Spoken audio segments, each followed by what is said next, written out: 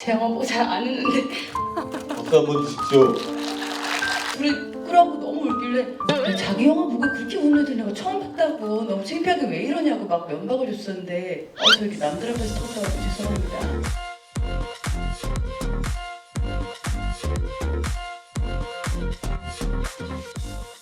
세자매를 감독한 이승원입니다. 네, 어떻게 보셨는지 참 궁금하고요. 네, 오늘 좋은 자리 됐으면 좋겠습니다. 감사합니다. 네, 안녕하세요. 저는 은솔입니다. 안녕하세요. 전 첫째를 맡은 김선영입니다. 세자매에서 막내 미역을 맡은 장윤주고요.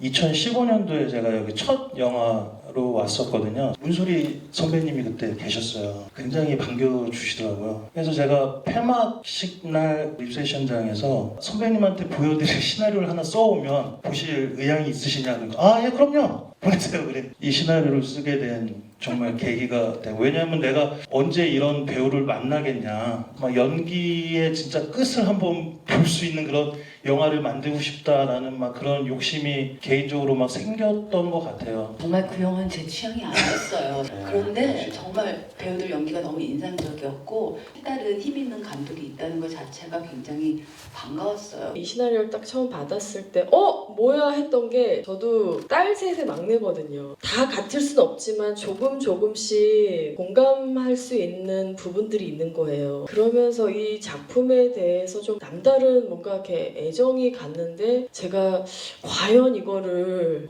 할 수 있을까, 누가 되지 않을까, 막 그런 고민들이 있어서 제가 이렇게 거절을 했었는데, 이제 영화적으로는 소리 언니가 되게 많이 확신을 주시고, 또 연기적으로는 선영 언니가 정말 많이 할 수 있어 내가 도움을 줄게 하면서, 그래 한번 해보자, 세자매의 막내로서 이 메시지를 누군가에게 한번 전해보자, 이러면서 시작하게 됐습니다.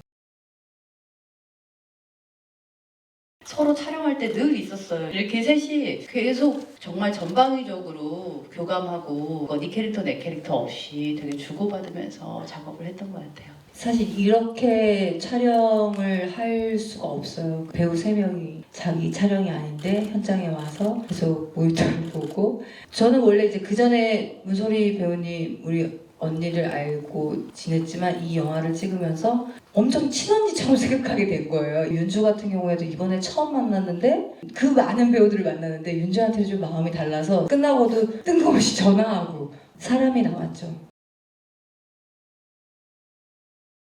교회 촬영에 대한 부담이 제일 컸었던 것 같아요. 왜냐하면 인생과 삶과 이게 뭔가 어우러지는 어떤 느낌이 잘 전달이 돼야 될 건데, 그냥 교회라는 것을 겉만 할 듯이 막 이렇게 쫓아가게만 되지 않을까, 막 이런 부담이 있었던 것 같아요. 근데 교회 장면을 그렇게 다 찍고 나서 저는 개인적으로 이 영화 끝까지 가겠다, 이런 생각이 들어서 그게 제일 기억에 남는 순간이었던 것 같아요. 저는 이제 소리 언니의 "너가 왜 쓰레기야!" 이 대사하고서 하염없이 걸어가는 그 뒷모습, 저는 개인적으로 되게 막 팍 왔었고, 김선영 배우님 같은 경우에는 혼자 가시로 자해할 때 블러드풋의 싱어도 자해를 맞습니다. 하죠. 예. 그 블러드풋의 싱어한테 이제 김선영 배우가 그러죠. 왠지 모르게 그러고 나면 마음이 편해지죠 라고. 그러고 나서 무릎 꿇고 울 때 저는 현장에서도 제가 미친 줄 알았어요. 막 웃으면서 울고 있는 거예요, 제가. 이상하게 이 작품은 촬영 한 2주 전까지도 이 캐릭터가 쳐다보기가 싫은 거예요. 그 캐릭터의 핵심을 알겠는데 친해지기 싫은 사람처럼 하여튼 막 밀어내고 싶었어요. 왜 그런가, 저 나름대로도 막 굉장히 힘들어하면 생각을 많이 해봤는데, 문솔이라는 인간의 여러 면이 있는데 그중에 남들은 괜찮다고 해도 제가 굉장히 싫어하는 면이 있을 수 있잖아요. 그런 면이 미연이 어떤 면과 되게 닮아 있어서 내가 이 캐릭터를 나 혼자서 이렇게 좀 싫어했던 게 아닐까. 부터 어떤 인물을 할 거다라고 했을 때 이 사람은 어떻게 생기고 어떻게 입고 다니고를 생각을 먼저 하는 편이에요. 모든 연기를 할 때 그 비주얼이 좀 정해지면은 그 사람을 조금 알겠는 거, 그게 가장 저한테 중요해요. 연기할 때. 처음 봤어요, 이런 배우는. 선영이 찍는 씬이 있을 때 슛 들어가야 되는데 선영이 왔니? 그러면 이제 오고 있대요. 세팅 거의 다 끝났는데 차가 들어오는 거예요. 차에서 내리는데 정말 지금 잠자리에서 그대로 왔나 봐요. 머리 묶더니 슛 하고 들어가요. 분장실에 가서 분장팀이랑 인사만 하고 거울 한번 보더니 그냥 슛 들어가요. 그래서 내가 하루를 물어봤어요. 혹시 세수는 했니? 솔직하게 얘기해라. 가끔 안 할 때도 있습니다.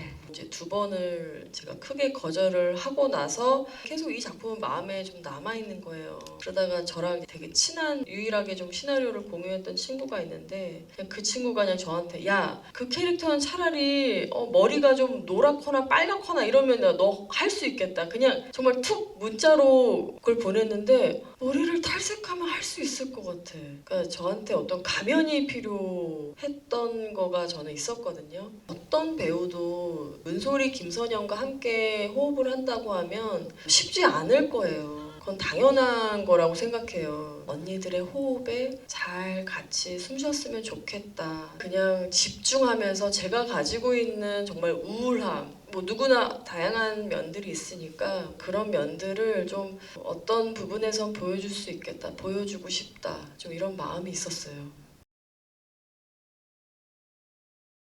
이거랑 똑같은 상황은 아니지만 이 영화에 참여했던 모든 스태프들, 배우들이 제각각의 이유로 다 공통점을 느끼더라고요. 이 영화를 보고 그냥 뜬금없이 사과할 수 있으면 좋겠다라는 생각을 했어요. 많은 것이 풀리지 않을까. 이게 어떻게 보면 좀 주제 아닌 주제인 것 같습니다. 감사합니다. 감사합니다.